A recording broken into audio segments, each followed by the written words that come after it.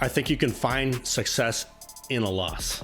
I think that's those are probably more valuable than just learning from your successes, learning from your losses. Right.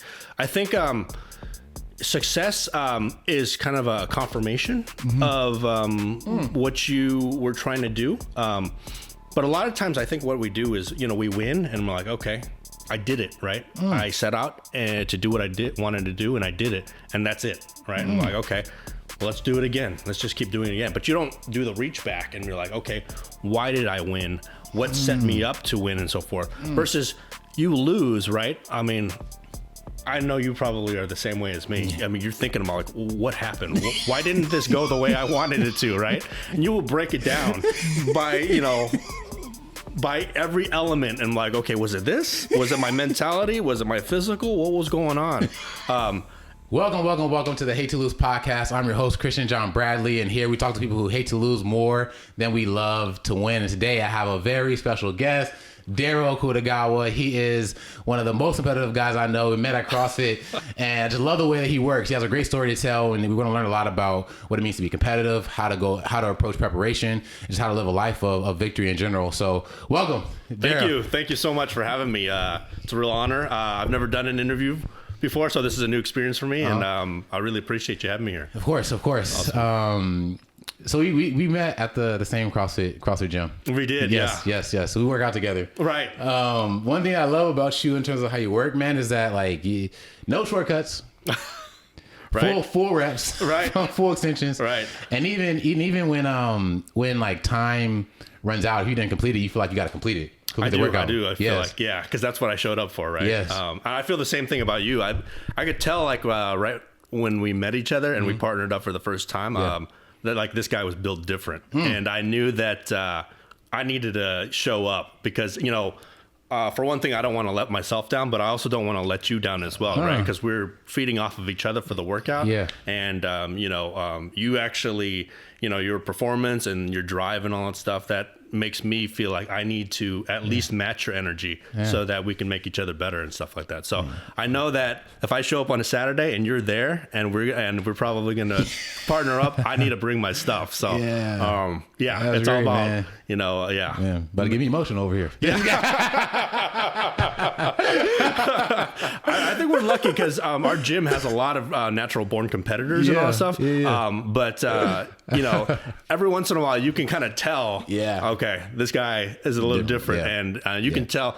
And it's not always easy for me because I know if I'm going to show up on a Saturday, I can't just kind of go through the motions and all stuff. If you're there and you give me that look, then I'm like, okay, it's game on. I mean, I need to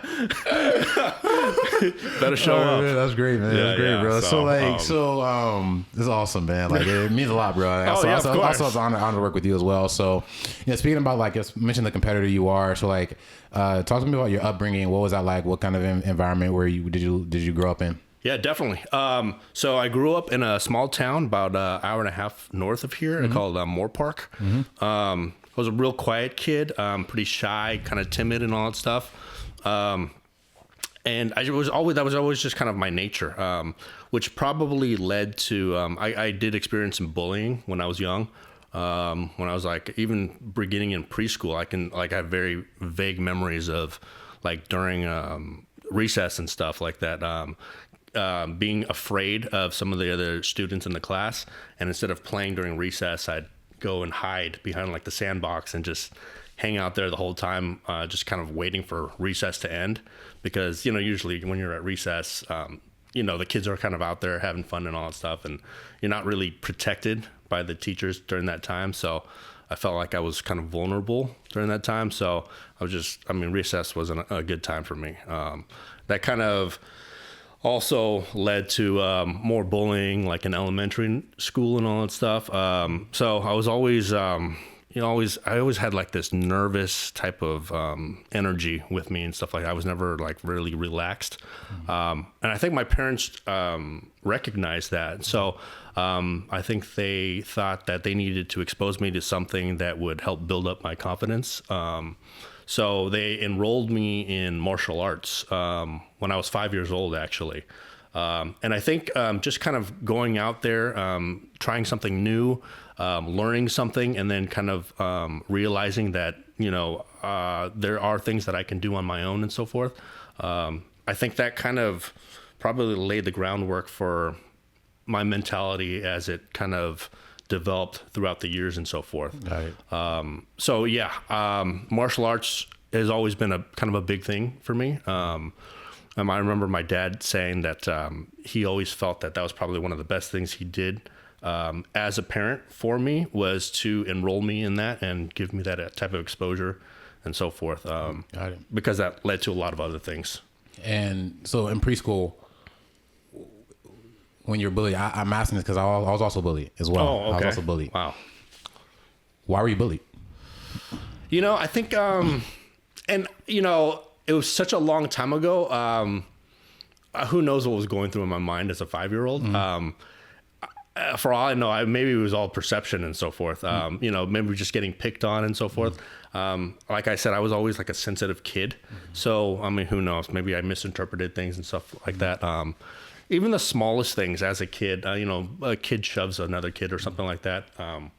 At that age, if that's never happened to you, it's kind of a huge shock. And then I think just that feeling of like helplessness. Yeah.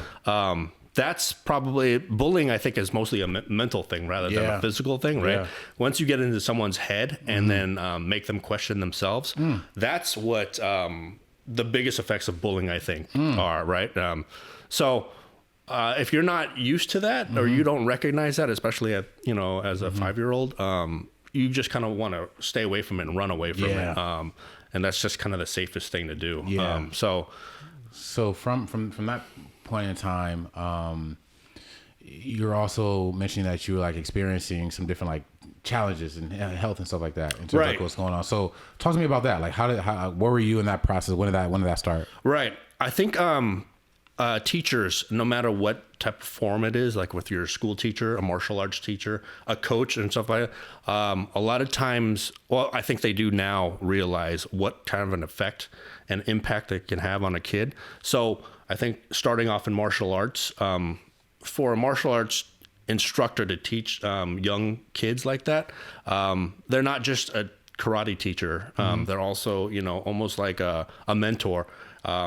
They have a huge influence on that kid that will, whether that instructor realizes it or the kid realizes it, will have long-lasting effects throughout the rest of that kid's life.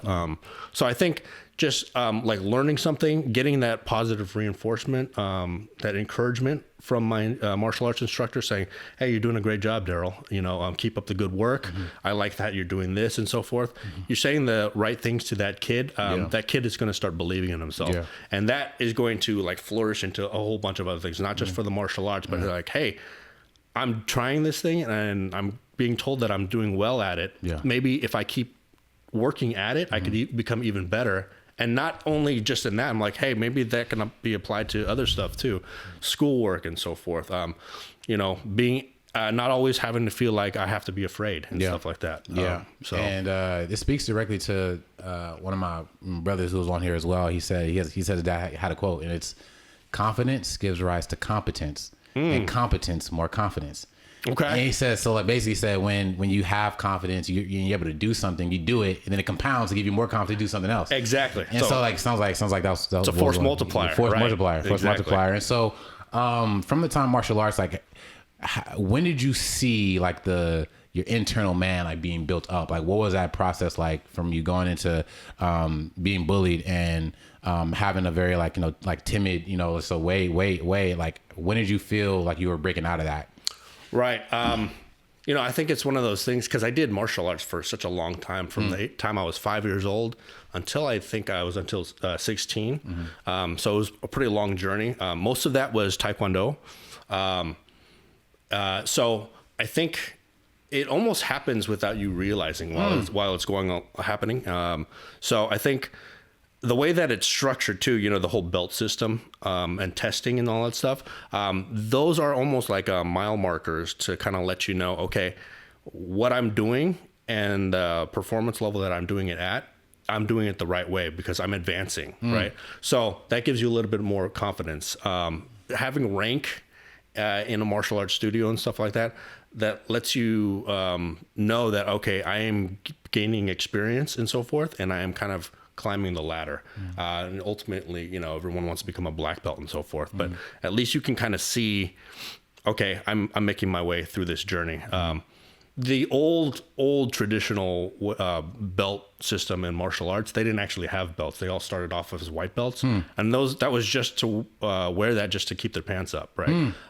So as someone who's training through martial arts, the more experience they had, the dirtier the belt would get. And as they were going along, it would change different colors and so forth. And eventually it would, you know, you can tell who the most experienced people in that studio was by the color of the belt. I'm like, wow, that guy's belt is tattered and dark and sooted and all that stuff. He must know a lot. And you can kind of tell it always matched up with that person's performance level and what they knew and so forth. Spectacular. Yeah. So, you know, we've kind of Americanized it nowadays, just to actually have different colored belts and so forth, and stripes and so forth.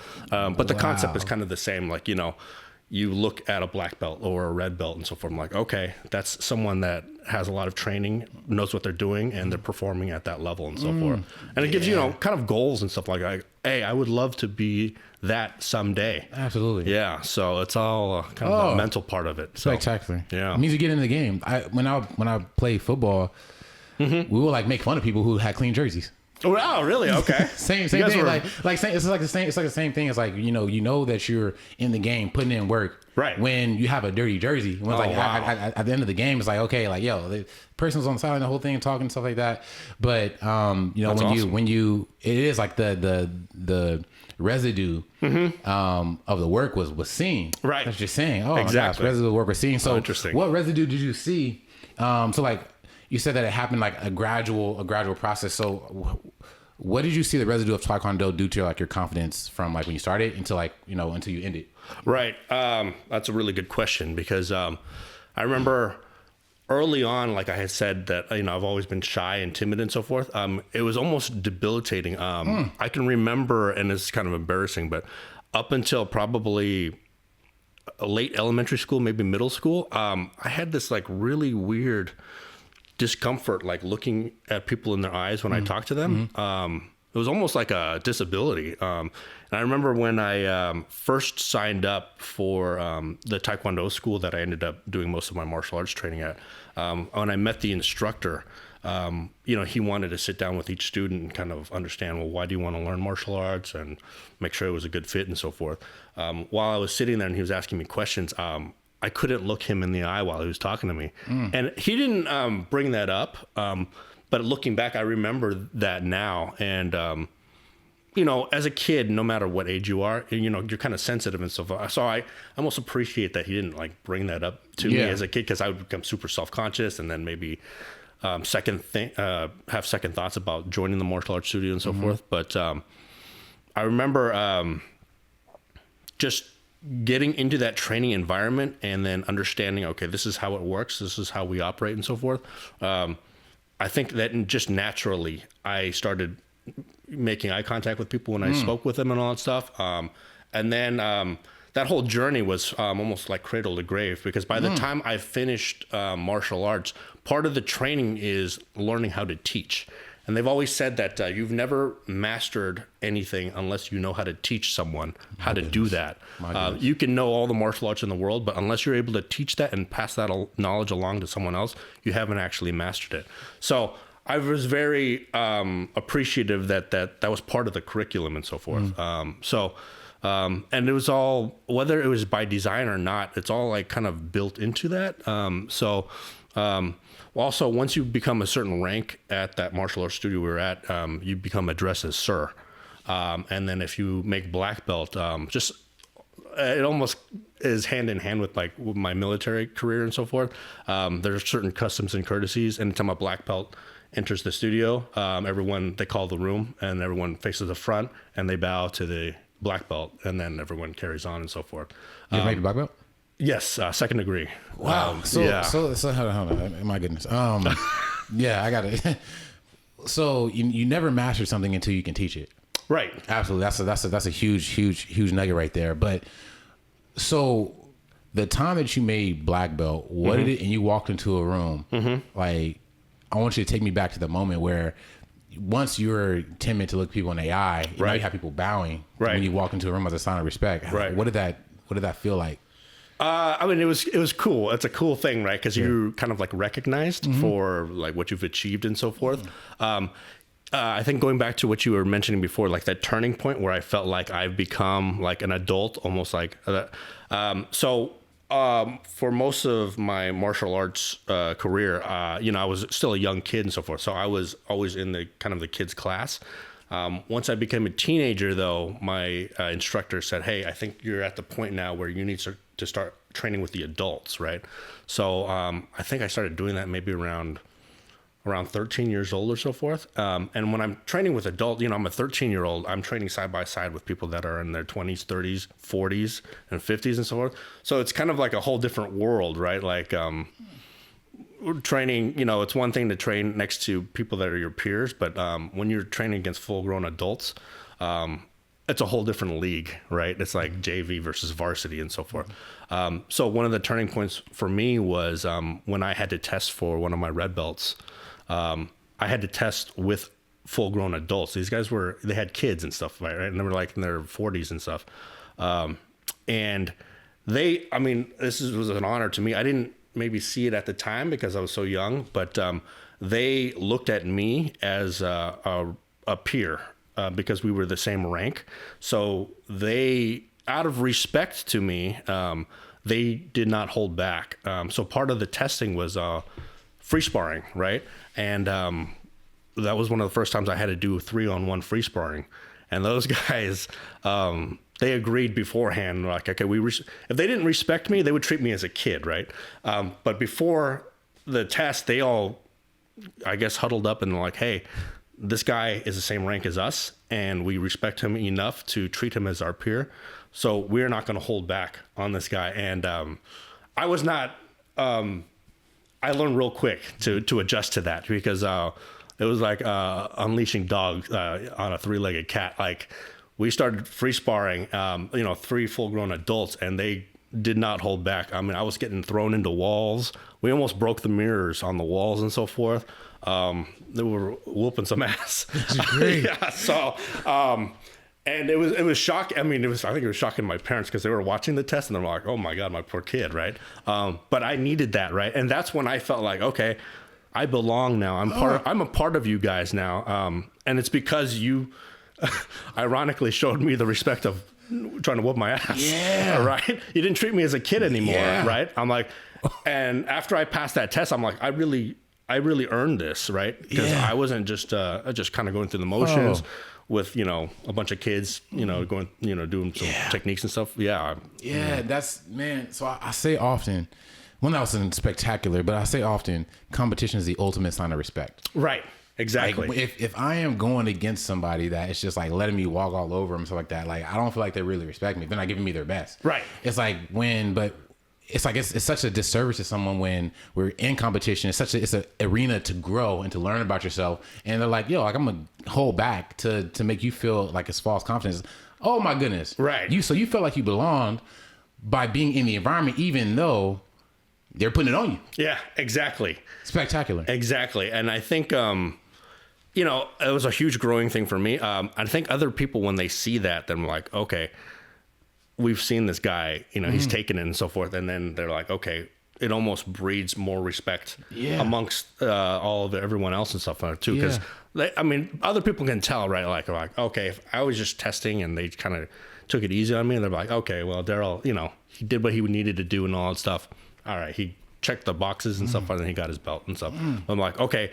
When they know like what you had to do to get that, then they're like, okay, that's a whole different thing. So, dang, I see a concept here. Just like listening to it, I'm like, respect from the environment leads to a feeling of belonging. It's true, right? Just so that know, it's like a society of warriors, like you were saying, your football thing, right? Yeah. I mean, I think it's awesome. You guys must have whooped some ass because if you had that mentality, like, okay, this is the type of people that we want, that get dirty in the mud and stuff like that and break their faces and stuff like that. Yeah, those are the guys that you want to fight side by side with, right? Some people don't want that though, and so it's not for everyone. But Yeah. The greatest organizations and the greatest teams and stuff like that, they're like magnets, right? They find each other and like, okay, this is what we want. And what did you enjoy about that process? I think just not being afraid anymore, just being more confident about myself, believing in myself. And that, breeds all kinds of other things. I felt like, my mom, I think, helped me a lot through all that stuff because, she's from Japan, so she has broken English, but she would always say to me, anything you can do. And, she said it so often, like it kind of went through one ear, out the other. But I think maybe subconsciously it finally was starting to soak in. And then I'm like, wow, and why can't I do anything? There's nothing that really is stopping me, right? It's just me. It's my choice. Like if there's something that I want to do and I don't do it, that's because I chose not to do it and so forth. So there really isn't any like thing that can hold you back from what you want to do. Even the same thing with the way you feel and stuff like that. If you're walking around always afraid and stuff like that, and you can't even pinpoint like what you're afraid of, like at some point you stop and think, well, why do I feel like this and how can I stop it? Who's making me feel this way? I'm like, I'm making myself feel this way. And you kind of get to the root cause and you're like, okay, well, if I don't want to feel this way, let's change some things. So you almost kind of reprogram yourself, right? To optimally be the person you want to be. Yeah. And just even getting deep into that, because I had like, you talk about the programming, like when you're a child, it's like your environment programs you exactly like, without your choice. Right. And so like I said, for you and me both, we're both bullied. It's like it programs in you that you're not worthy, you don't belong, you're different, you're all this. And it's like, okay, why am I not accepted? And then, so what happens is even when you leave that environment doesn't leave you. And now you're reinforcing those things by every single decision you make to respond to that fear, to respond and be like, okay, respond from absence versus presence. Like you respond from not wanting to be something, then you respond towards who you want to be. Exactly. And it's like, yeah. So you mentioned that that this whole process, your mom telling you anything you can do, like, and now you're enjoying the process. You feel like you belong. So what was the personification of that when you got to high school? Yeah. So high school, that was kind of an interesting journey. I've always kind of been an introvert and like kind of a loner and stuff. So I didn't have like a huge group of friends and so forth. I had a handful of them, right? And with those small group of friends, like I was really close with them. I remember like, especially when you're in high school and so forth, like you need your group, right? And I felt like, well, if they're not going to do something, I'm not going to go do it and so forth. And that was just kind of always the case. I didn't really play any sports until my senior year, just because, my friends weren't really interested in doing any of that stuff. So I was like, well, I don't want to just do it by myself. Luckily, I had a PE teacher that happened to be the wrestling coach for our high school. And every year, I don't know exactly why he never really asked my friends, but he kept asking me and like, hey, why don't you try out for the wrestling team?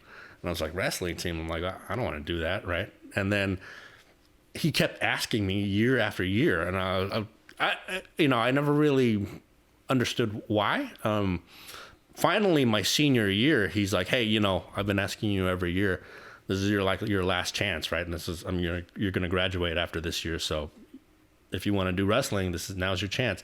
So I kept thinking to myself, I'm like, well, is this something that I want to do? And if it is something that I'm interested in doing, like what's holding me back? And I was like, is it just because my friends don't want to do it? And I'm like, luckily I was mature at that time enough to realize, I'm like, okay, am I going to look back on my high school days and like, oh, I didn't try this just because my friends didn't try it? So I was like, you know what? Screw it.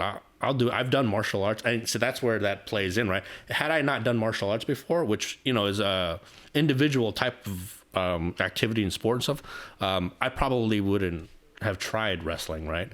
So I was like, you know what? Let me try that. So I showed up to the practice, and there's at the beginning of every season, there's a whole bunch of people that show up, and the team wants the best people that they can get. So they are purposely trying to whittle down the team, right? So I remember we showed up, and they're like, hey, be at this track at this time. Showed up. There was a bunch of guys there, and they're like, okay, we're going to warm up before practice. So go run 5 miles. And I was like, well, that's the warm up? Yeah. I was like, all right, well, and it's like, if you don't do it, don't show up tomorrow. And I'm like, okay, well, I guess this is their expectation. Am I going to do it or not? I mean, this is what I signed up for, right? So let's see. So then, but why you were doing it? Why you were in, lap 16, 10, lap 10, lap 16. Yeah. What was going on in your mind? I'm like, this is brutal. And I'm like, yeah, I would rather not do this, but like, they've already laid out their expectations, right? These are the veterans that are on the team, right? And, it's not just like joining any team. It's not like the Bad News Bears. This particular team, they were 3-peat champions of our league. So, these guys like are the best of our league. And, they don't want some guy half-assing it and showing up on the team and then screwing up everything that they've accomplished and so forth. So I'm like, and they're the veterans there. So like, I'm like, if I don't do it, that's when you start asking like, how bad do you want it? Luckily, throughout my martial arts training, the one thing they've always drilled in our heads is don't ever quit, right? Don't ever quit. Same thing in a fight, right?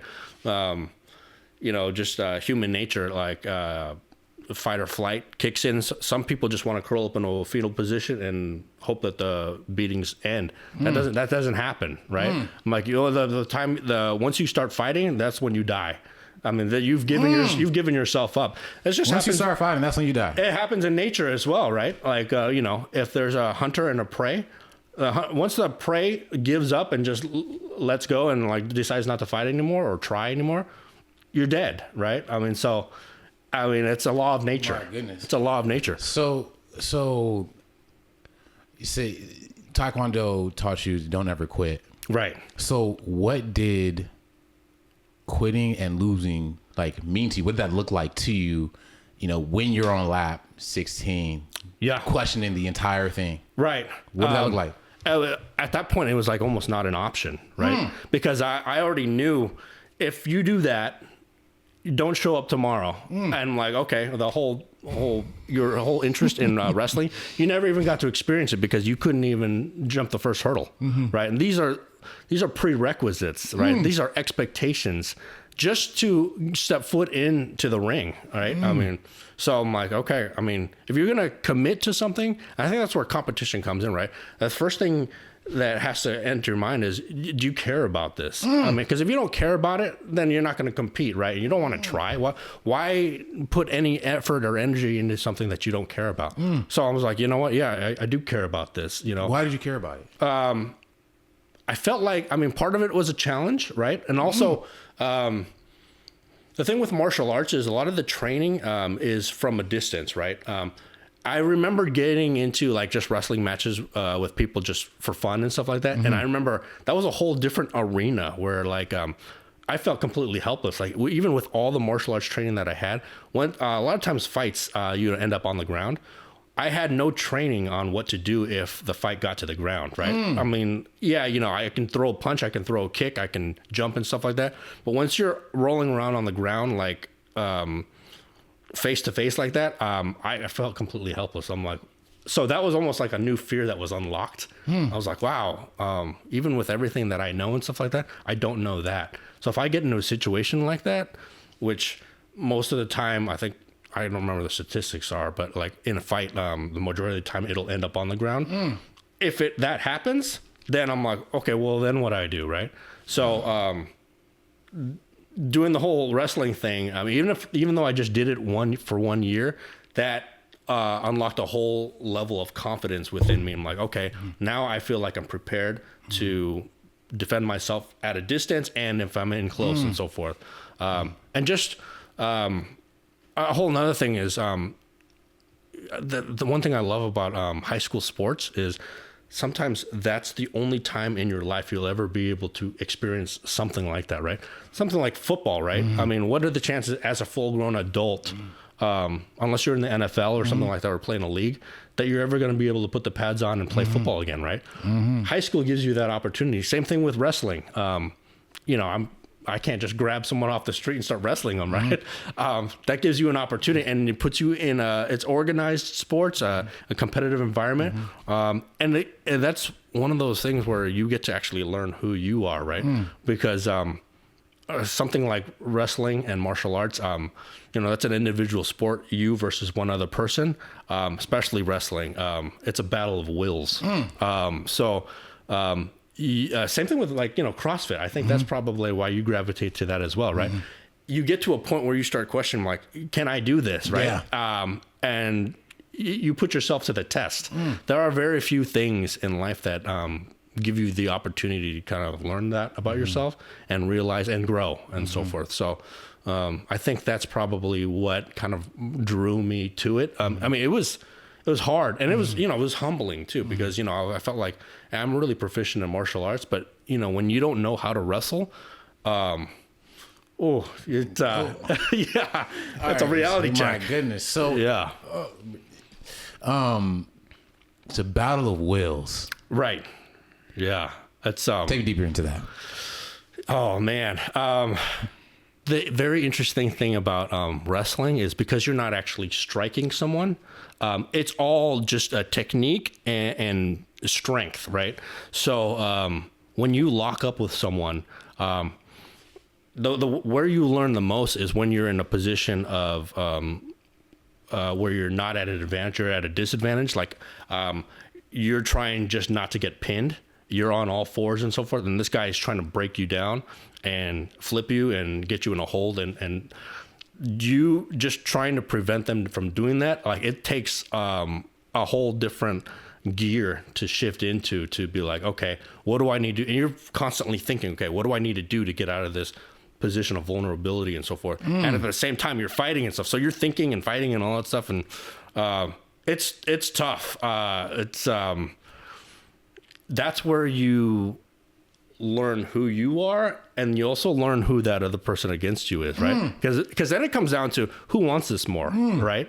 And you've got, just a handful of minutes to figure out, okay, someone's going to win and someone's going to lose. Is it going to be you that wins or is it going to be him? And that's all just going to come down to how much effort you put into it, and a lot of the experience and stuff like that too. Like, that's where the preparation comes in, right? I believe wholeheartedly in preparation. You show up to a match and you don't have any techniques, you didn't practice and stuff like that, and you're just going to go off of pure strength, and versus a guy maybe that has half your strength but knows what they're doing. They're going to pin you. Great. Actually, let's get into this right here. This is a crown card. Sure. This is a crown card. What is this? What does the crown card say? All right. It says, I am steadfast in my preparation. I will perform if I remain.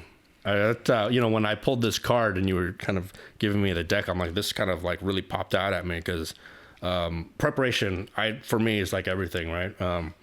I go by, and it's a kind of a cliche now, but I go by the saying that fail to prepare, prepare to fail. So whatever it is, if you care about it enough, you should do whatever you can to prepare for that as much as possible, right? Because you want to do your best, right? Yeah. No one wants to show up and just kind of go through the motions, stuff like that. So that comes with everything, right? Yeah. If you want a job bad enough, okay, what do I need to do to make sure that I'm qualified for this job and that I show up and I get this job? Same thing. Just being able to defend yourself, right? Okay. If you get caught into that situation, did you do anything to prepare for that situation? Yeah. So I see just like so many like through lines in it. You talk about like the battle of wills. Right. You really learn who you are, right? And that's spectacular stuff, because that's exactly why I'm building this. Is like competition is how you really know and learn who you truly are. Exactly. And it's like it's the pressure of the moment reveals the truth. Yeah. It reveals the truth of who you are. Like you can't deny what was just shown. Yeah. And so that could be humbling too. It can be humbling. It's so that's a whole another path of learning that I had to do. When you think you're tough and you think you're strong, you match up with someone and they won't give up. Yeah. And I'll be like, God, I wish this guy would just stop. I mean, let me win. Yeah. I always say competition reveals the truth about people. You can't fake what the moment reveals. Right.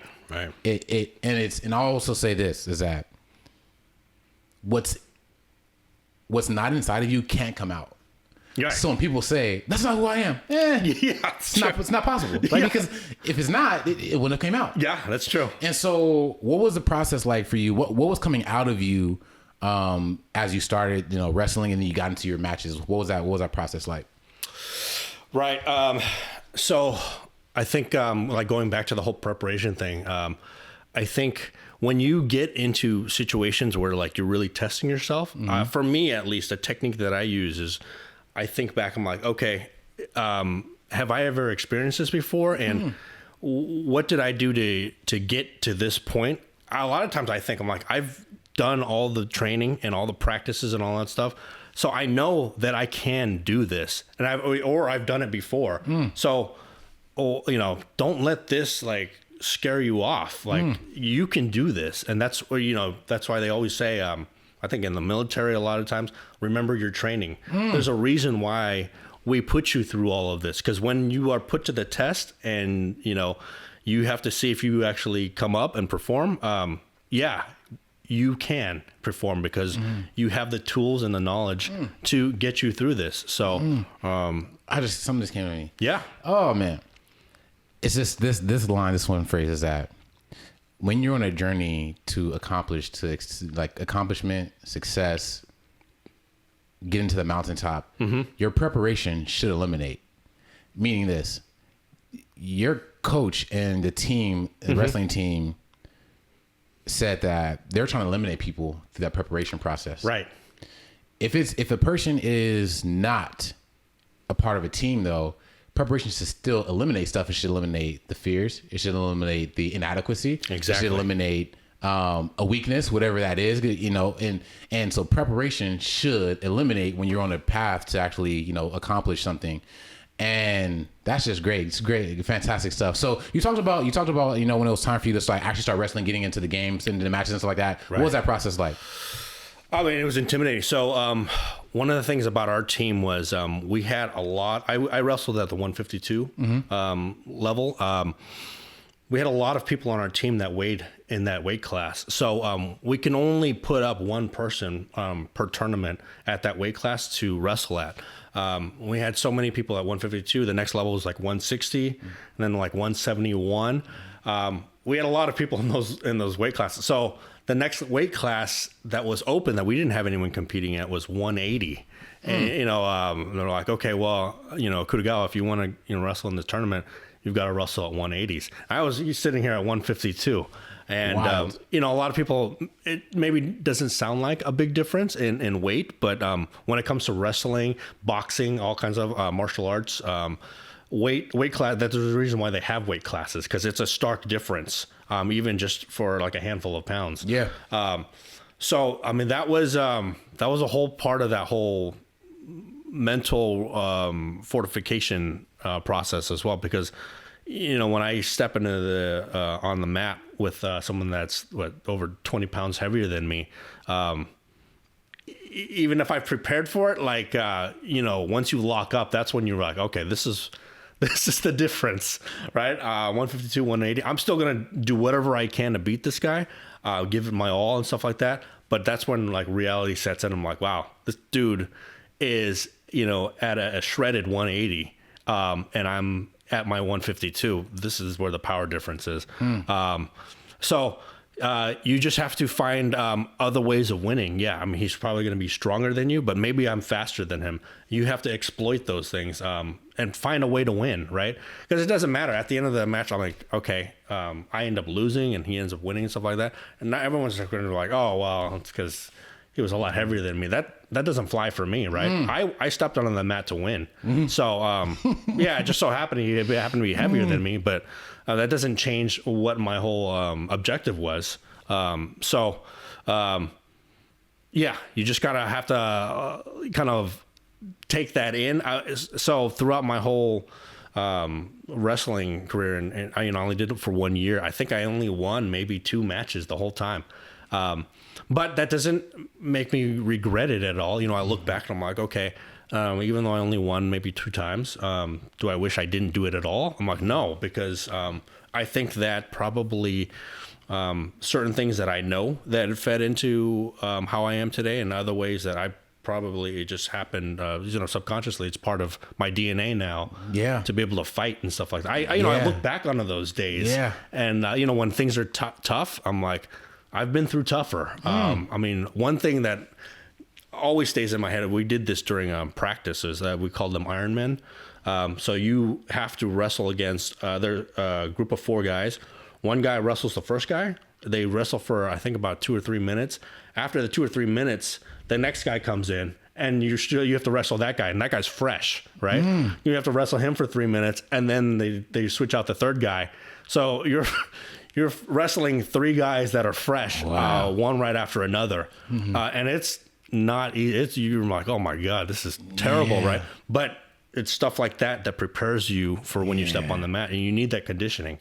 You have the ability to wrestle 3 guys, and you bring that energy and explode that onto one person, then you're prepared. That's incredible. And I see a parallel here in your journey, in your story. You felt like you belonged when you were a 13-year-old amongst 40-year-olds and stuff like that. Right. You start wrestling, and you're wrestling against people who are at a heavier class than you. Right. And so I see, honestly, like the uniqueness of the mentality that you had. It was set apart, and you literally were like set apart in each of these environments because of what was inside of you, what was internal. And so you mentioned that I didn't even think of that.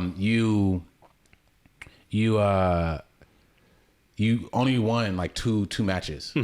So here's something I ask people is, do you feel like success and losing are the same thing?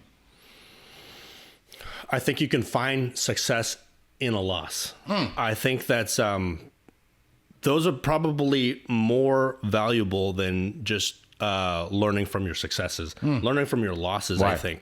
I think success is kind of a confirmation of what you were trying to do. But a lot of times I think what we do is, we win and we're like, okay, I did it, right? I set out to do what I wanted to do, and I did it, and that's it, right? And I'm like, okay, well, let's do it again. Let's just keep doing it again. But you don't do the reach back and you're like, okay, why did I win? What set me up to win, and so forth? Versus you lose, right? I know you probably are the same way as me. You're thinking about like, what happened? Why didn't this go the way I wanted it to, right? And you will break it down by every element, and like, okay, was it this? Was it my mentality? Was it my physical? What was going on? And it's almost like a puzzle, right? Yes. You're like, okay, how do I adjust this so that I don't have the same outcome, right? But that's where the learning comes, right? You probably start testing things out that you didn't even intend to do, right? Trying out little things, and that's where you start learning about yourself. I'm like, okay, well, maybe I need more sleep, or I need to spend more time and attention in this area, and so forth. That's where that growth comes. And even if you go back and you retest and you win, you have by going through that whole process, you've probably grown in other areas that maybe didn't directly impact what you were trying to do, but it'll grow in other areas and so forth. So that's where the learning is success. I think that's learning where is success. Yeah. So you don't really lose when you fail. We all have to fail. That's how you learn. So, and then I think even learning how to fail, that's probably the biggest. What do you mean? Some people just don't know how to lose, right? Even though it's a necessity, right? Nothing goes perfect. You have to lose at things. How you do it, what you get from it, that's where all the value comes from. Some people just never learn that, though. And show themselves real easy, right? Things don't go their way, they don't win or something like that, and they'll let everyone know. And they'll make everyone feel like, or they try to make everyone feel like it wasn't, it was their fault that they didn't win or something like that. And it's like, okay, enough said. I already know. I know you. Yeah.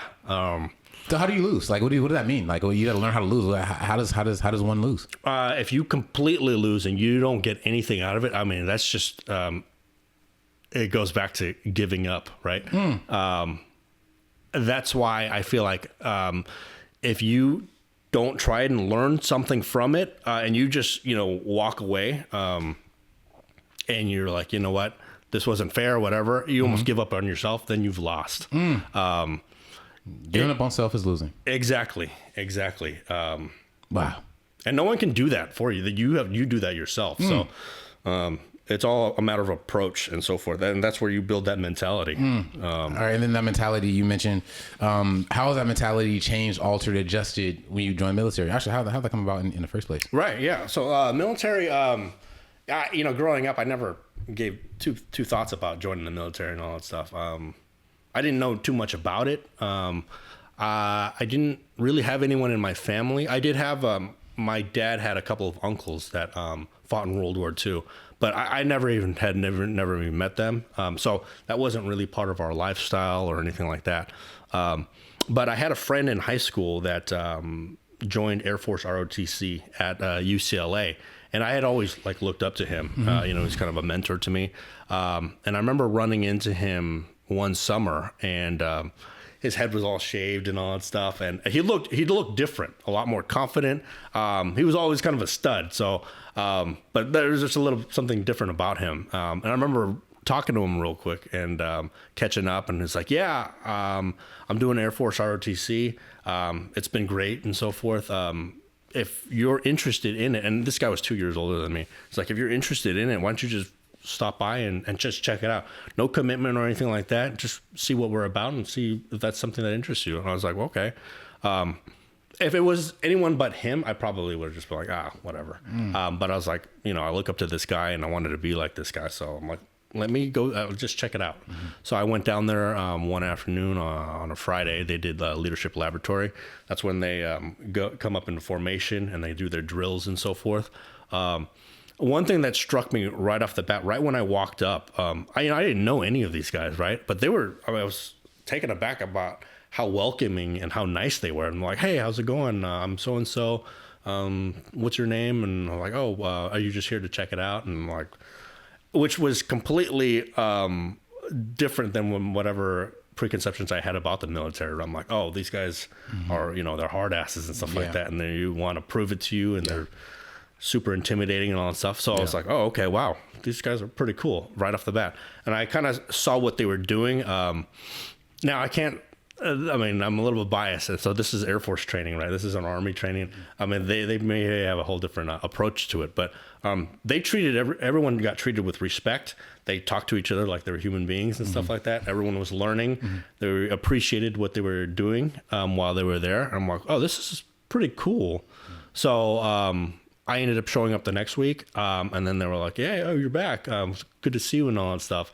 And even before I even committed, I felt like I was already being accepted amongst this group of people. I'm like, wow, this is, I'm like, it would be cool to be accepted by these people and be part of them, like this cadet corps. So I was like, you know what? Let me, I asked a little bit more about, okay, what's all involved? How do I sign up and all that stuff?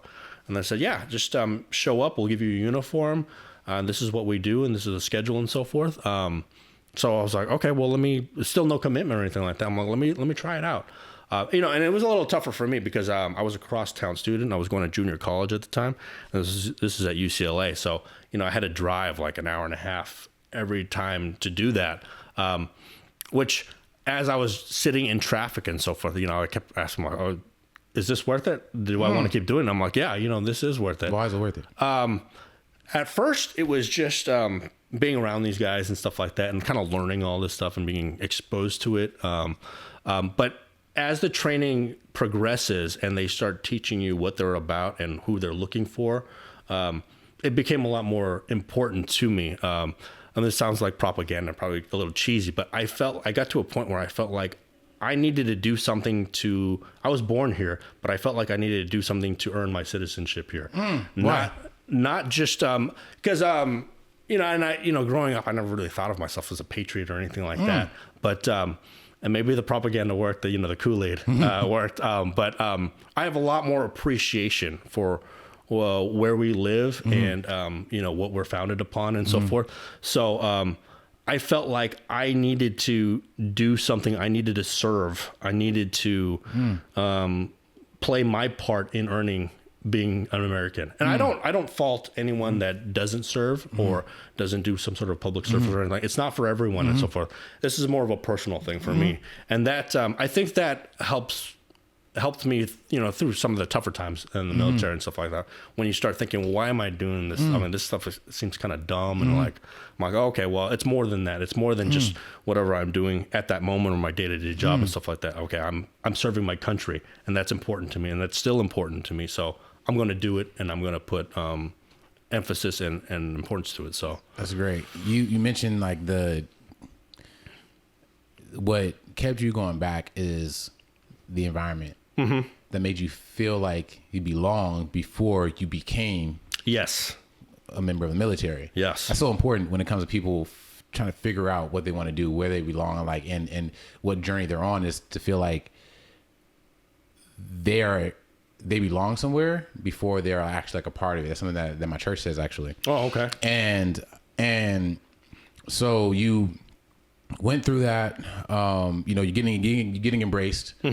And why did you take the step to actually do it? Right. So the decision point of committing yourself to ROTC and the military is field training, which is like boot camp for officers, where you go off for about 30 days at the time to San Antonio, Texas, and you go to boot camp pretty much. You have to technically be selected to go, but once you go and you come back and you graduate from that, now you have a commitment to the Air Force. You have to see out the remaining 2 years of ROTC, and then immediately you will go on to active duty, and you owe the Air Force 4 years of service. So luckily, I came from a really good detachment, Air Force ROTC detachment, Det 55 at UCLA. Those guys were some sharp cadets and stuff like that. And those guys prepared me. And, you know, the mentality and the training and the thought process, the culture there, it made you realize the importance of like what you were signing up for. So I think mentally I was already prepared for that. And they also did an excellent job in preparing me for boot camp. Just like we were talking about before, boot camp is another threshold where they're trying to eliminate the people that aren't going to cut it, right? Which is awesome. Yeah. Because you know, you let people slip through the cracks and they don't meet the standard. When they're put in a situation where other people are depending on them, and they don't come up, then that, you know, that puts other people's lives in danger and puts the whole mission at risk. So the way that they prepared me, though, was some people, if they don't get this training beforehand, they take things personally at field training. And I mean, that's a high stress yelling environment and all that stuff. They're trying to break you. Yeah. So you're never right there. Even if you're doing things that are right, they're going to tell you you're wrong. They're trying to see, though, how are you going to respond to that? So before I went there, they were telling me, okay, this is a mental game. And once you know what their purpose is and what they're trying to do, then it's like, okay, this is not a personal thing. They're trying to test me. And as long as you keep that in your mind, then it's like, okay, I get it. I'm going to do what you tell me to do and all that stuff. And if you punish me, I'm going to fulfill the punishment and stuff like that. But I know what you're trying to do. You're not trying to hurt my feelings. You're trying to see where my levels are and all that stuff and how I respond. And I respect that. And I think not everyone got prepared that way, though. And you can see that at field training. Sometimes they get told at the last minute, oh, you got a slot, go, without any preparation. And those guys, they call it SIE, self-initiated elimination. And one thing that they're very strict about is if you SIE, the Air Force will eliminate you with prejudice, meaning you will never be able to come back again. You will never have a second shot to come back. If you quit. If you quit, yeah. Because they're like, oh, you quit once. oh, wow. I mean, the whole point of this was to see if you would quit. And if you do quit, we got our answer. So why are we going to spend the time, money, resources, and all that stuff to put you through this again? You had your shot. You knew that coming in. So talk to me about like this, the high pressure environment and situations of you going through boot camp and talk to me about that. Yeah. I mean, it was tough. I mean, it was probably the longest 30 days of my life. What did the day look like?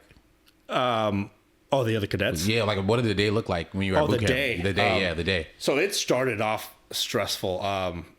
By the time I got on my flight, I got there. You take the bus over. That's when the training starts. I mean, they want to see people quit right on the bus, right when you get there, right? So there's yelling and stuff like that. You're sitting at attention on a bus driving to Lackland Air Force Base, and I was unlucky because my flight got in late. So by the time I got to the training camp, everyone in my flight was already asleep. So I showed up and I report in. I see the flight commander, and he's kind of giving me a quick interview and stuff like that. And everyone in the flight has some sort of a role or a duty while they're there. I think my flight commander thought he was a little slick, so he was like, "Hey, what's the one job that you don't want to do while you're here?" And I was like, "Oh, whatever I tell him, he's going to make me do that." And I was like, "I'll do whatever you tell me to do, sir." He's like, "That's the right answer." Yeah, let's go. Absolutely. I was already, I showed up already stressed. Everyone's sleeping and all that stuff. So I was like, okay, this is how it starts. So I tried. I don't even know if I got any sleep that night, but it was lights out. I think we woke up around 5 a.m. And they wake you up with reveille. They play it over the loudspeaker, the trumpet song and so forth. Everyone pops to attention. Everyone's scrambling everywhere. Everything has to be done with a sense of urgency. So, you're not dilly-dallying. There's no time to relax or anything like that. You got to move. So it's just a matter of getting used to that tempo. And, if someone else is screwing up in your flight, you're screwing up. So you need to help each other and all that stuff. It's a team type of thing. You get thrown together with all these people you don't even know. And I'm like, okay, well, we all have to depend on each other now. We're all one fighting unit. So, wow. It's a shock factor, but that's all part of the training and stuff like that. Once you realize that, then you're like, okay. Yeah. So what was your experience in the military like? Right. So I think, like we were talking before, like everything kind of prepared me for all that stuff, the martial arts training and so forth, the ROTC. The military is a very competitive environment. It's just the nature of it, right? Everything is racked and stacked. They only have certain number of spots for everything, for a certain number of lieutenants that they can commission, certain number of people. And then the way they do that is based off of what you've accomplished and how you performed, right? Same thing with training slots. And it's a multiplier effect. It snowballs, right? Because those people that get the training and the schooling and all that stuff, they have a better shot of getting promoted to the next rank. And then also for command slots and so forth, which makes you competitive for the next rank and so forth. So it's almost like it all starts from the very beginning. You always have to keep fighting and stuff like that, trying to do your best. And you get racked and stacked throughout your entire career. Same thing on the reverse side. Sometimes the military in general, the Air Force, goes through a RIF, a reduction in force, where they just don't have enough money to keep all of these officers or military people. So they have to eliminate people, even people that don't want to get out, right? And they go back to the rack and stack. I'm like, okay, where's the cut line? How many people can we keep? And anyone that's below this cut line, we got to tell them, hey, thank you for your service, but you're no longer needed. We can't afford you anymore. So yeah, it never ends. Like, you need to perform. You need to. Some people almost become a little obsessive about that. I was thinking about that. I'm like, I'm thinking about, like, you constantly looking at where you're at when you're ranking it. Like, it's legit. Yeah. How did you handle that? For me, I was like, all I can control is me. And I all I can do is do my best. So as long as I kept my focus on that, that's the other stuff will drive you crazy, right? If you're constantly comparing yourself to other people, that it's not healthy, right? And some people will go above and even worse over the edge, and they'll be like, okay, what can I do to make this other person look bad and so forth? Which those people identify themselves pretty quickly, and then everyone's like, oh, okay, you're one of those guys. We're gonna keep our distance from you. So it's you can't be comfortable. Don't ever be comfortable. Always be learning, always be growing. Just do your best and so forth. If you do get cut though, like the whole purpose of you joining the military, at least for me, I'm like, okay, my whole purpose was to serve, right? To earn my citizenship and stuff like. If the Air Force comes to a point where they say, well, you know what, we can't afford you, thank you anyways though, I'm like, okay, well, I did my duty. So I'm happy with that. I feel like your purpose was fulfilled. Exactly. So, but it's just very interesting. Even I work with the military still because I'm a contractor now. But sometimes when they show up to the new duty station, they're like, the first thing is out of their mouth. They're like, how do I get rated here? Like, what do I need to do to get a high strat? And I'm like, that's kind of interesting. How you don't want to know about your job or what you're going to be doing. You just want to know how you can be the number one. I'm like, it's not about the purpose. Interesting. And so I say this as well, is that in competition, confidence shows up as focus and insecurity as comparison. And what you said as well is that you said something that I pieced together was that comparison causes crazy. It's like when you're constantly comparing yourself, you go crazy. Yeah. In any arena. So that's a side note, man. And what was the highest rank you got? I got it as a captain. Yeah. What was that like? It was good. So at least for the Air Force, the first two ranks are for an officer are second lieutenant and first lieutenant. And for the most part, they say as long as you don't get a DUI, you're going to get your rank. Right. Don't screw up. Don't do anything stupid and stuff like that. And you do your 2 years. Those are your learning years. Right. And then you'll get promoted to first lieutenant. From there, now you've got to start showing, those are more the development years and so forth. And don't screw up again. But if you do your 2 years clean, you'll make captain. From there, those are the CGO ranks, company grade officer ranks. The 4 years is usually the decision point where if you want to keep going, you can and stay in the career, or if you want, you've fulfilled your commitment and you can separate at that point. I got to that point. It's just kind of so I did all 4 years at Los Angeles Air Force Base in El Segundo. And I, having grown up in Southern California, they kind of call that homesteading because, they want you to go explore different places and do different things.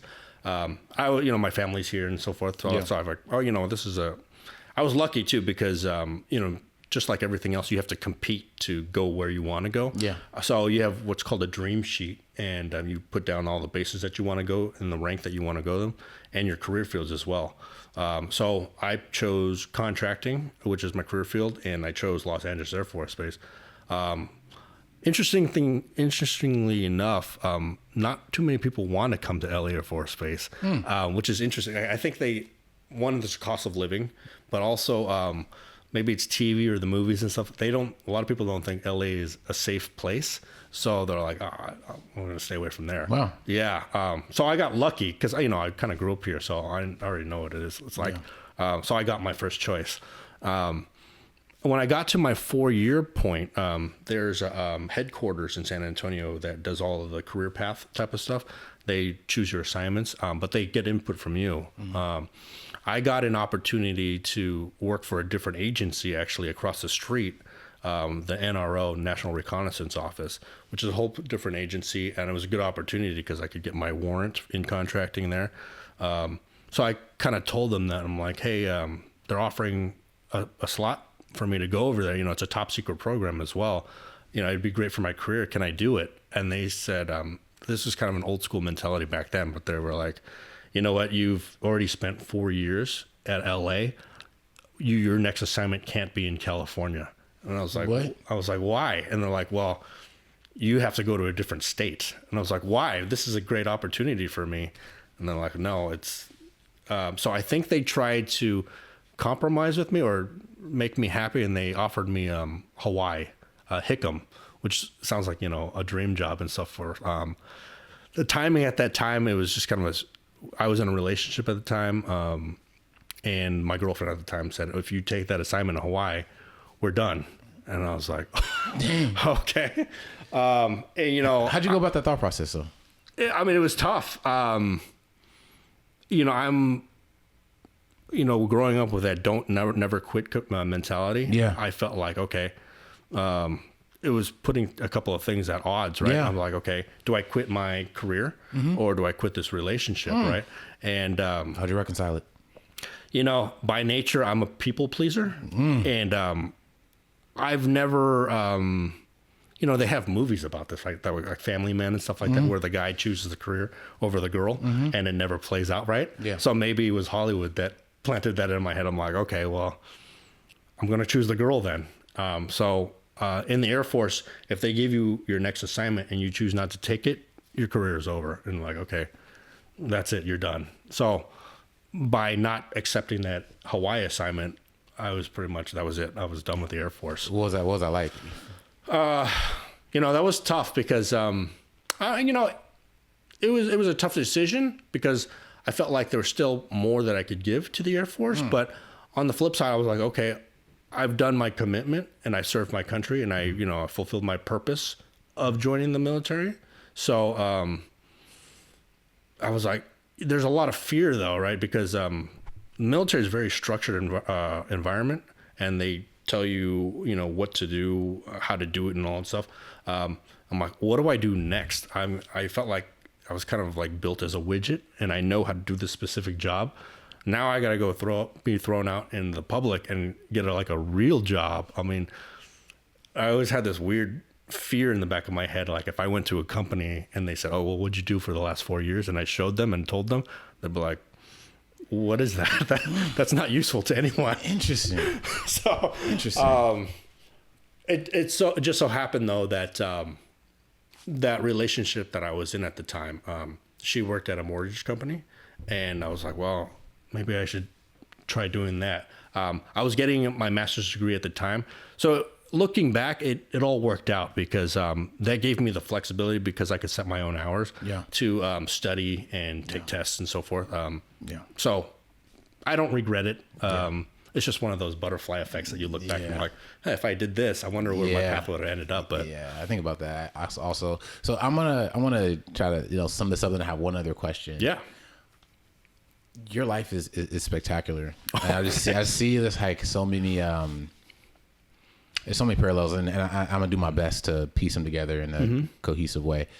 The first thing is your nature being a people pleaser. Man, I honestly I feel like your nature is driven, and I feel like you're a natural like driver. Like you engage life with force, and you're a leader. So I feel like that's your natural who you are naturally. But I'm watching your journey, and from a youth, you get bullied, and that really does like crush the spirit, right? And have you living in fear and timid, about just playing on the playground at recess. You get into martial arts, and you start to excel. You start to really, it's showing you who you are, and by giving you these opportunities to either rise or fall. Right. And you end up rising. You get to the red belt, and then they're also drilling into you, okay, like don't quit. But also that mastery, you truly master what you're in when you can actually teach it. That's going to come up later. Trust me. And so you're 13-year-old competing against 40, 30-year-old people, 30-year-old men, right? And you're set apart in that, and that only happens when you exceed where you are. That's the only reason that happens. Right. When you exceed where you are. Exactly. Like when you're bigger than the environment that you're in, you end up being put in another environment. Exactly. So that happened. That ended up happening again. So you're competing against, you're 13 competing against 30, 40-year-olds. Then it happens again when you're a senior in high school. Right. And in senior high school, and you're competing we're 152 competing against people at 180. Right. But you continue to do that, and here's how I'm tied up is that so you're competing there, you're kind of like, I feel like you're outgrowing like where you're at. You're like your class. You're outgrowing your class. Mm-hmm. You go to the military and you end up becoming a captain, and the same and you end up again like personifying what Taekwondo is teaching you, that you really master something when you can teach it, and then you're responsible for people when you're actually like, you know, a captain and stuff like that. Right. And so the last thing I want to touch on is this question. You have a scar on your head. Right. How did that scar get there? Yeah. So I had a very rare condition called Moya Moya. In Japanese, a literal translation means cloud. So when I was young, all the way up until the age of 8, whenever I would start getting emotional about something, all of a sudden, like half of my body would go numb, and I'd almost go into like semi-paralysis. I didn't know what was happening at the time. When I was a kid, I used to call it sleeping body. Later on, we went to go see a doctor. They did some CAT scans, MRIs. At first, they thought it was epilepsy. So they did some sleep studies on me, and they misdiagnosed me for a couple of years and actually gave me like the wrong medication. Later on, they found out that it was actually Moya Moya, which is, I looked it up just recently. I think 1 in 1 million people have it. It's a very rare case. For some reason, it's more predominant amongst people of Japanese ancestry, which is interesting. I don't know what the connection is there. So when they found that out, they did more testing and so forth. They realized that I had a blood blockage. The blood vessels surrounding, leading to my brain were starting to deteriorate. And the reason why they call it Moya Moya is because when it starts to deteriorate, when you do an x-ray or a scan, it looks like clouds. So I was getting a 99% blockage on one side and 98% on the other, which leads to the risk of having a stroke. So they decided, okay, we need to do an operation. I think we got a couple of opinions on how to do the procedure. There were some doctors that were saying, okay, we need to do one side and then do the second one, surgery separately to do the other side. The doctor that we ended up going with, he said the biggest risk of this procedure is actually going under. So if you can do it all at once, that's the best way.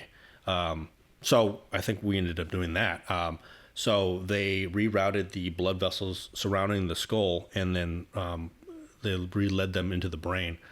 Luckily, I don't have any, everything got cured and everything is good to go. You know, as an 8-year-old kid, it's kind of a little scary. For sure. Yeah. So just, that's where a lot of the bullying happened as well, right? After you get out of surgery, you know, your head is like 3 times the size. And, you know, I didn't really want to go back to school. Just for my own mental insecurities, they let me wear a hat at school. But I think within the first day or two of coming back, some kid like stole my hat. So I'm sure I was crying and all that stuff. My goodness. But yeah, you know, having like a scar like that, I just, you know, it kind of sets you apart from everyone around. I'm like, oh, that guy's different. And so forth, especially as a kid, you know, you're insecure and all that stuff. Yeah. So, yeah, it's just something that is just kind of part of me now. Yeah. Appreciate your story. And the reason why I asked is because of everything, like literally everything that you accomplished up to that point is spectacular. And then you add in like the surgery you had at a young age, and that puts it at a whole different level. And so, yeah, man, you are, you know, you said Moya Moya? Moya Moya, yeah. Moya Moya is a disease that you said impacts like 1 in a million. I feel like you're 1 in a million in a whole different way, bro. Oh, I appreciate that. You're 1 in a million in how you aproach life, and Thank you. In the drive, the perspective you have. just overall, you're always set apart, unique, sanctified to do something that was great and really excel wherever you are. And that's actually, again, like, you know, just wrap it up. It's like, that's why I connect with you at CrossFit, because you have that mentality to go above and to, you know, honor the commitment you make, which is the workout. And so as I close out, this has been great. Thank you so much. Yeah. What do you see next in terms of your life and where you want to go? Right. It's a never ending learning process, right?